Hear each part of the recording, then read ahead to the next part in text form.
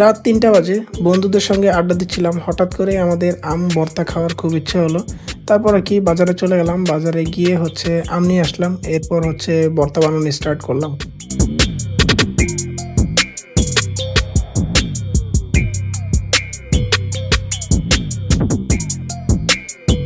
তো এই ভর্তা বানানোর জন্য আমার ওয়াইফ আমাকে প্রচণ্ড পরিমাণে হেল্প করতেছিল। ওই পাশে শাকিল, শাহিন ওরাও বসেছিল।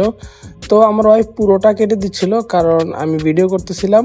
আর এর পরবর্তীতে আমি এইগুলাকে একদম ছোট ব্লেন্ড করব। তো এরই মাঝখানে শাহিন আমার নিয়ে আসলো সেমাই। সেমাই আমার খুব ফেভারিট, তাই 2 চামচ এখান থেকে খেয়ে নিলাম। খেয়ে আবার ভর্তা বানানো স্টার্ট করে দিলাম। তো যেহেতু আমার কাজ ব্লেন্ডিং করা, তাই এগুলো আমি ব্লেন্ড করতেছি। আমগুলাকে একদম ছোট ছোট করে ফেলতেছি। মরিচ, ধনিয়া পাতা যা কিছু ছিল সবগুলা।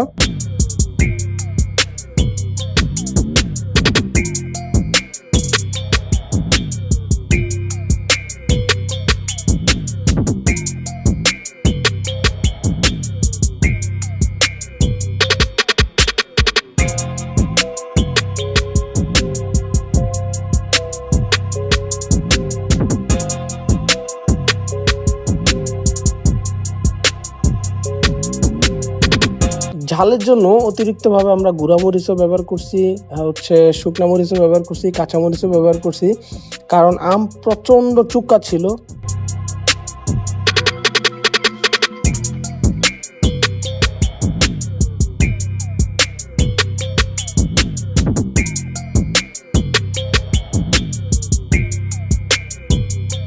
এরপর আর কি বানায় নিয়ে আসলাম সবার সাথে খাইতে।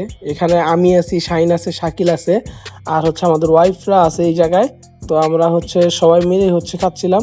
আমার এক্সপ্রেশন দেখাই বোঝার কথা যে কি পরিমাণ চুকা ছিল আম।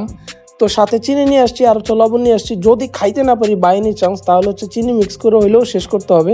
আর এদিক দিয়ে শাকিল চুক্কায় নাচানাচি শুরু করছে। আর ঝাল যে পরিমাণ,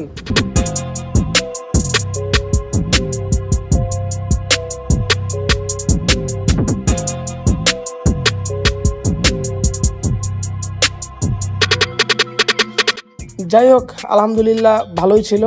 অনেক দিন পর আবারও ভর্তা খেলাম। আর এই ভর্তাটা আনফরচুনেটলি যখন ভর্তা বানাইতেছি তখন রাত 2টা বাজে।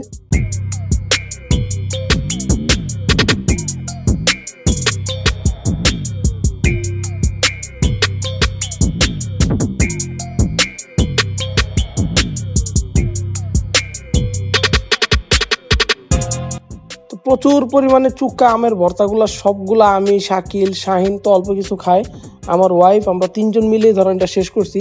প্রচণ্ড চুক্কা। তারপর চিনি দিয়ে খাওয়া শুরু করলাম, যে আমের ভিতরে বাড়াটা থাকে ওইটা।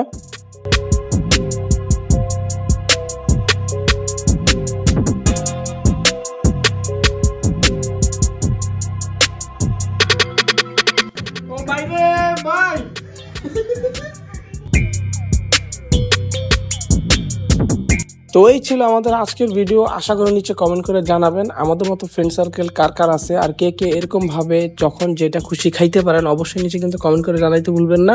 ভালো থাকবেন। আসসালামু আলাইকুম।